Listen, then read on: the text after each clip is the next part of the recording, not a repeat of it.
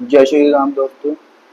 जो भी इस वीडियो को देख रहे हैं तो उन्होंने दो शब्द जरूर सुने होंगे, क्योंकि वो रेगुलर जिम जाते होंगे या कभी ना कभी जिम जरूर गए होंगे, जिसके नाम होते हैं कटिंग और बल्किंग। ये दो चीज होती है जिसको लोग करने के लिए जिम में जाते हैं। तो पहला आता है बल्किंग करे या कटिंग करे। अब कई लोग होते हैं जिम में जाते हैं, उन्हें लेकिन ये नहीं पता था ना बल्किंग करनी है कटिंग करनी है, नॉर्मली अपना खाना खा रहे होते हैं और उसके बाद एक्सरसाइज कर रहे होते हैं, दबा के एक्सरसाइज कर रहे होते हैं।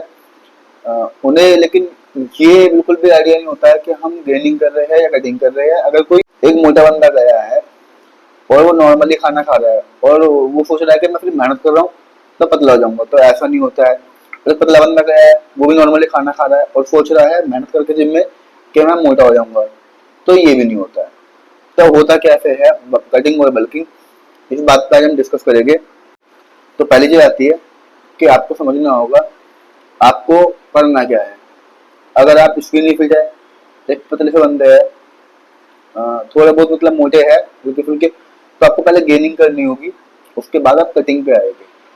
अगर आप ओवर साइज है, ओवर वेट है, तो आपको अपनी कैलोरीज, जितनी आपकी कैलोरीज होती है एक दिन की, आपको उसमें खा के अपनी नॉर्मल एक्सरसाइज करनी होगी। धीरे धीरे उसको कैलोरीज को आप डेफिसिट में लेके जाएंगे और अपनी एक्सरसाइज को इंक्रीज करेंगे। तो इस तरह से आप कटिंग करेंगे। चलो, ये तो होगी नॉर्मल चीज कि कटिंग और बल्किंग किसे करनी है। अब आता है कि काफी टाइम से आप जिम कर रहे हो और आपको डिसाइड नहीं कर पा रहे हो कि मुझे कटिंग करनी है कि बल्किंग करनी है। तो एक चार्ट है मेंस और वुमेन्स का। इसे देख के आप समझ सकते हैं कि आप इस टाइम किस बॉडी फैट परसेंटेज पे हो। उसके हिसाब से आपको अपनी कटिंग और बल्किंग डिसाइड करनी है। आप इस टाइम पे कटिंग कर सकते हो या बल्किंग कर सकते हो। अगर आप 10 से 15 के रेंज में हैं तो आप बल्किंग कर सकते हैं। अगर आप 15 से ऊपर है तो आपको कटिंग करने की इस टाइम जरूरत है। आप अभी बल्किंग नहीं कर सकते, आपको कटिंग की काफी जरूरत है। दूसरी चीज आती है, क्या सिर्फ खाने खाने से हम बल्किंग या कटिंग कर सकते हैं? तो ऐसा भी बिल्कुल नहीं है। अगर आप नॉर्मली खाना खा रहे हैं, अपनी कैलोरीज सरप्लस में खा रहे हैं और सरप्लस में खा के आप कोई एक्सरसाइज नहीं कर रहे हैं, तो आप अपने ऊपर एक फैट इंक्रीज कर लेंगे, जिससे आप मसल मास को इंक्रीज नहीं करेंगे, फिर फैट इंक्रीज करेंगे। तो करना क्या होगा, आपको एक्सरसाइज और डाइट, मतलब कैलोरी सरप्लस में दोनों चीजें इकट्ठी करनी पड़ेगी, जब जाके आप बल्किंग करेंगे। सेम चीज अप्लाई होती है कटिंग में। अगर आप कैलोरीज से कम खा रहे हैं और आप सोच रहे हैं कि मैं इससे अपना फैट लॉस कर लूंगा, तो ऐसा नहीं है। इससे आप अपना मसल लॉस और फैट लॉस दोनों कर जाएंगे, मतलब कि आप अपना वेट लॉस करेंगे इसमें, लेकिन फैट लॉस नहीं होगा। तो आपको इसमें करना क्या होगा, इसमें भी सेम चीज अप्लाई होगी। आपको कैलोरीज डेफिसिट में खा के एक्सरसाइज जरूर करनी होगी, जिससे कि क्या होगा, आपका मसल मास थोड़ा इंक्रीज होगा और आपका फैट लॉस होता चला जाएगा। आपका मसल मास इंक्रीज होगा उतना आपका फैट लॉस होता है। चाहे आप कटिंग कर रहे हो या गेनिंग कर रहे हो, आपको कंपाउंड मूवमेंट पे ज्यादा ध्यान देना है। कंपाउंड मूवमेंट की जैसे कि हो गई बेंच प्रेस, डेडलिफ्ट और हमारी स्क्वाट्स। इससे क्या होता है, हमारे बॉडी पे ज्यादा लोड पड़ता है, जिससे कि हमारा body fat percentage minimum minimum रह के इसमें हम अपने गोल को अचीव कर पाते हैं। इन तीन एक्सरसाइज से हम अपने आप को अच्छी तरह ट्रांसफॉर्म कर सकते हैं। अगर हम बाकी जो छोटे मोटे एक्सरसाइज होते हैं इनको हम, हमारे पास टाइम नहीं होता, हम कम से कम करते हैं, तो भी हम अपने एक अच्छे मसल मास को इंक्रीज कर पाते हैं। और मसल मास इंक्रीज करने का मतलब होता है अपने गोल की तरफ पहुंचना। जैसे कि अगर आप फैट लॉस कर रहे हो या फिर आप गेनिंग कर रहे हो, आपको मसल मास इंक्रीज करना ही पड़ेगा। मसल मास इंक्रीज होगा तभी आप एक अच्छे और सुंदर बंदे दिख पाओगे। एक चीज बहुत ज्यादा ध्यान रखने की जरूरत होती है। अगर आप गेनिंग में हो या कटिंग में हो, आप गेनिंग में भी हो तो कटिंग में भी हो, आपको अपना प्रोटीन अपने बॉडी वेट के हिसाब से लेना पड़ेगा, 2.2 ग्राम, क्योंकि आप एक्सरसाइज करते हो तो आपको रिक्वायरमेंट प्रोटीन की ज्यादा होती है। तो 2.2 ग्राम प्रोटीन तो चाहिए ही चाहिए आपको। अगर आपका वेट कुछ भी हो, आप कटिंग करो या गेनिंग करो, 2.2 ग्राम प्रोटीन रखो।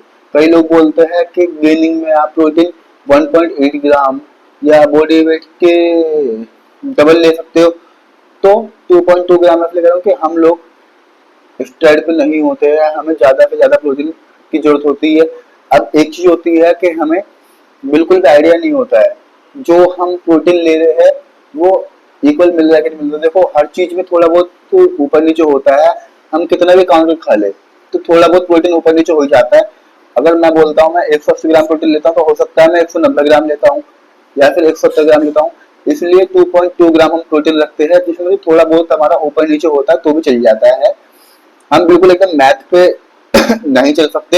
हाँ ये होता है कि मैथ पे चल के थोड़ा बहुत हम अपने गोल्स को अचीव कर पाते हैं। तो कैलोरीज अगर हम सोचते हैं कि हम 2100 कैलोरीज ले रहे हैं तो ऐसा बिल्कुल भी नहीं होता। कैलोरीज हमारी हल्की फुल्की ऊपर नीचे रहती है।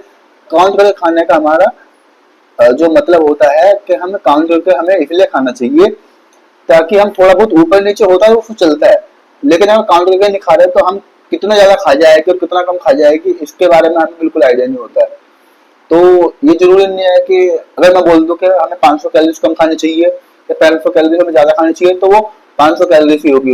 हो सकता है वो 400 कैलोरीज हो सकता है वो 450 कैलोरीज हो, क्योंकि पैकेट पे जो लिखा हुआ है और हमने जो बनाया है तोला है तो जरूरी नहीं है कि हमें वो तो नहीं मिल रहा। कई बारी जब हम आप देखोगे प्रोटीन भी हम घोल के जब पीते हैं तो उसमें थोड़ा बहुत रह जाता है। अब इतने इतनी चीजों का अंदाजा लगाएंगे तो इतनी इतनी चीजों करके दिन में कितनी सारी चीजें रह जाती है। तो क्या जरूरी नहीं है कि हम जो प्रोटीन सोच के इंटेक कर रहे हैं वो प्रोटीन उतना ही मिल रहा है, इसलिए 2.2 ग्राम प्रोटीन हमें लेना ही चाहिए। और कार्ब हो गया तो गेनिंग के टाइम पे जो कार्ब होता है वो अपने बॉडी वेट के हिसाब से हमें डबल कर देना चाहिए। और अगर हम कटिंग कर रहे हैं तो जितना हमारा बॉडी वेट है, अगर मैं 70 किलो का हूँ तो 70 किलो ही मैं कार्ब लेने बताऊंगा कि उतना ही कार्ब होना चाहिए। कुछ लोग 100 ग्राम भी ले सकते हैं अगर 70 किलो के है तो, मतलब जितना आपका बॉडी वेट है उतना ही आप कार्ब लेने की कोशिश करिए।